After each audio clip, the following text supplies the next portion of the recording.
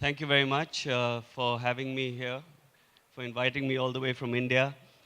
Um, and I just want to introduce our office. It's a boutique architectural interior design firm based out of Bangalore, India. We're under 15 people. That's my partner, Amrish, and myself. And we do a range of work from single-family residences, hospitality spaces, offices, retail, and some institutions. And we are contextualists. Our work is very rooted in our environment, and we draw inspiration from local materials, concepts, and we interpret the same local craft. We interpret the same in new and innovative ways. We've been doing this for the past 20 years.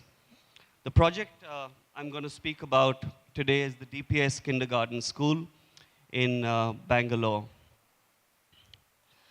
There are times when a particular set of constraints in a project creates an unexpected result, when the simplest of interventions provide the most rewarding solutions. Such was our experience when we were asked to design a franchise for a Delhi public school in Bangalore. The project is located in Bangalore, South India, which is in a tropical belt. But since Bangalore is at a fairly high altitude of 3,000 feet above sea level, temperatures are moderate through the year and range from 14 to 33 degrees Celsius, with a comfortable mean of a temperature of 24 degrees Celsius. Bangalore was once called the Garden City, well known as India's IT capital and the Silicon Valley of India. But with an area of 750 square kilometers and a population almost touching 10 million people, the city's infrastructure is bursting at its seams. Bad urban planning, corruption in our political system. The city is now more in the news for its bad roads, garbage disposal problems, pollution, and traffic snarls. Our site, however, on the outskirts of the city, provided some respite, facing paddy fields, greenery, and villages. Although with rapid urbanization, this would not be the case for long. Our client, Annabelle Mannering, is an old friend whom we have shared a rapport in the past by designing her home in Bangalore. She called on us to design a franchise for a popular North Indian school chain called Delhi Public School.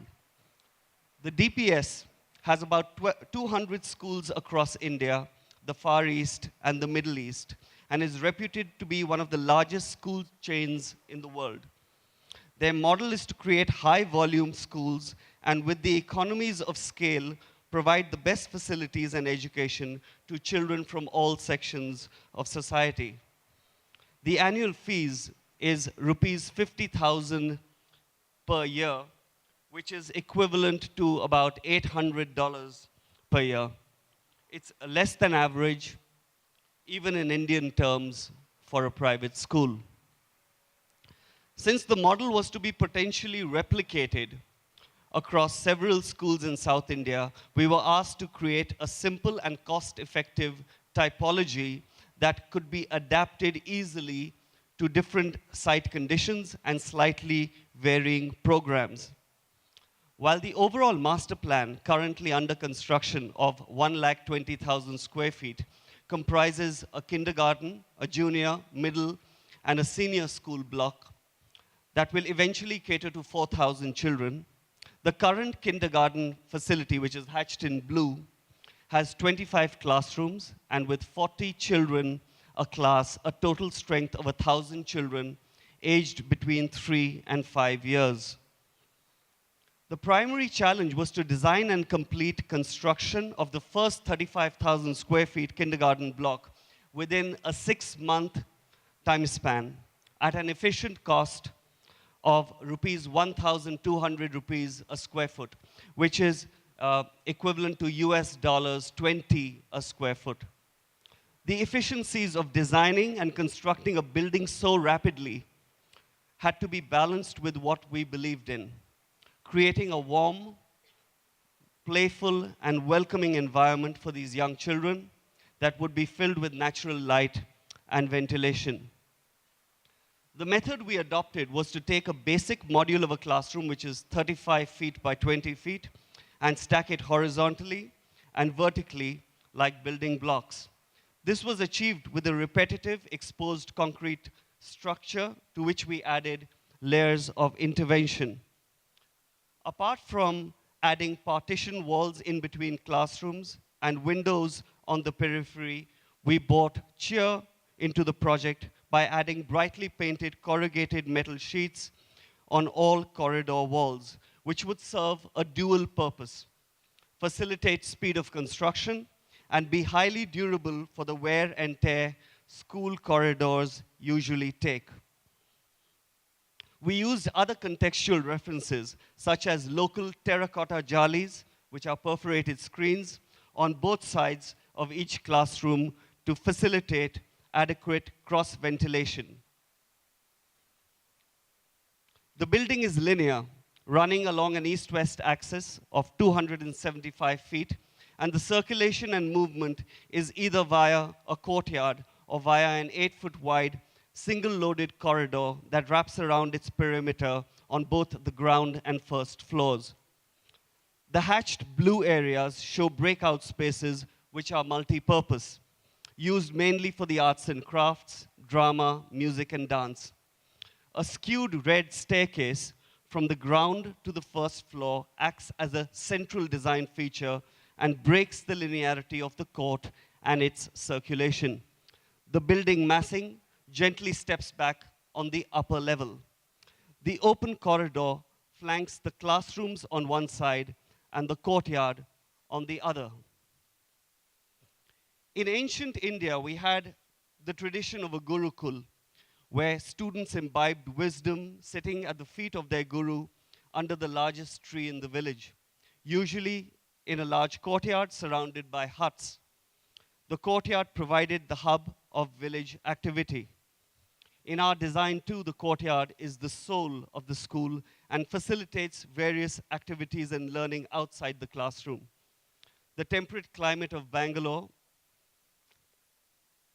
allows for open-to-sky discussion on benches surrounding the courtyard frangipani trees or on the steps of the corridors.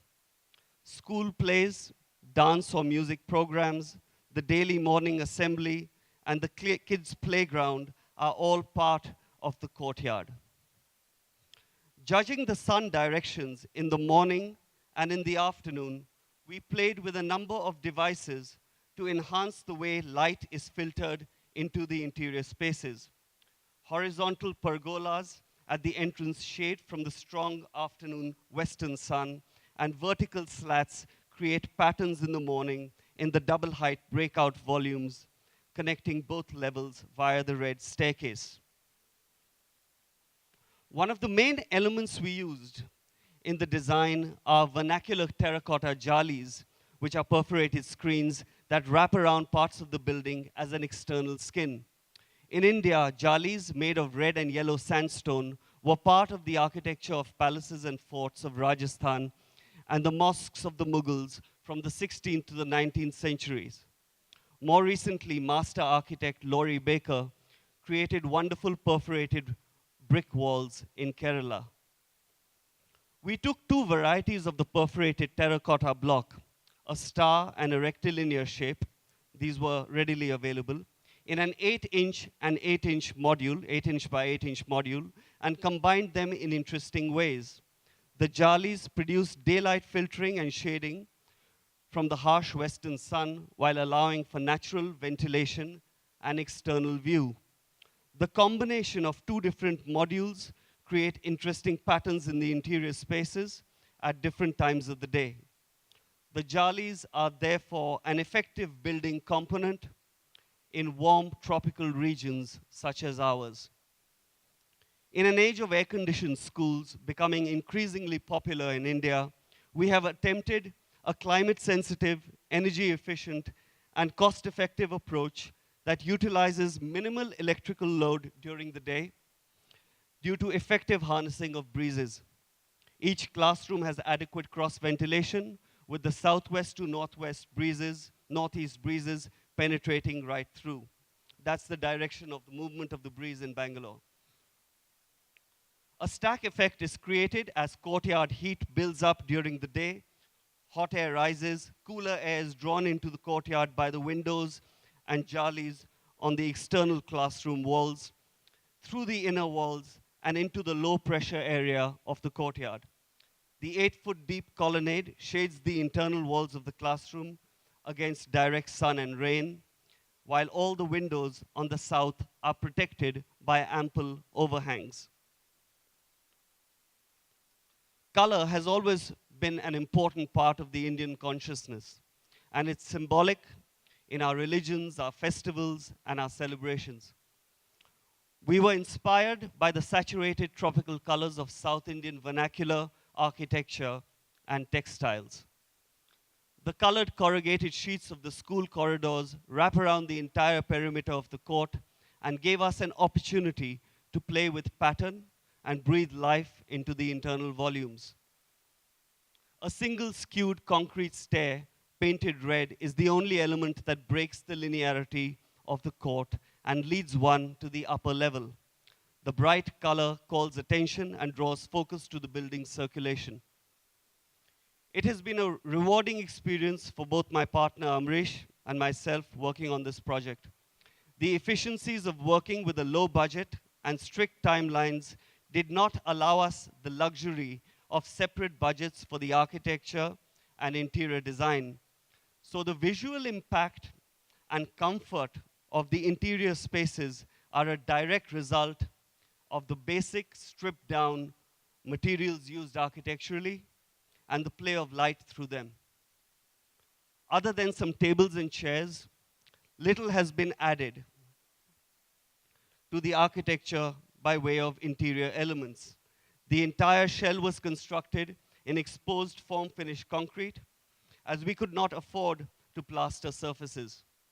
But this was juxtaposed with the warmth of terracotta and the cheer of the colored corrugated sheets. The response from teachers and kids has been very encouraging. Not only are we currently completing the rest of the master plan, but our client, Annabelle, has already commissioned us to design a second school in Bangalore using the same building blocks. The DPS school model requires high volume spaces that can accommodate thousands of children in an atmosphere that is conducive to study, to play, to circulate, to congregate, to ponder, and to perform, all within a 7-hour day. We look forward to adapting this typology further and create more such learning environments that are not only warm, playful, and welcoming, but also sustainable. Thank you.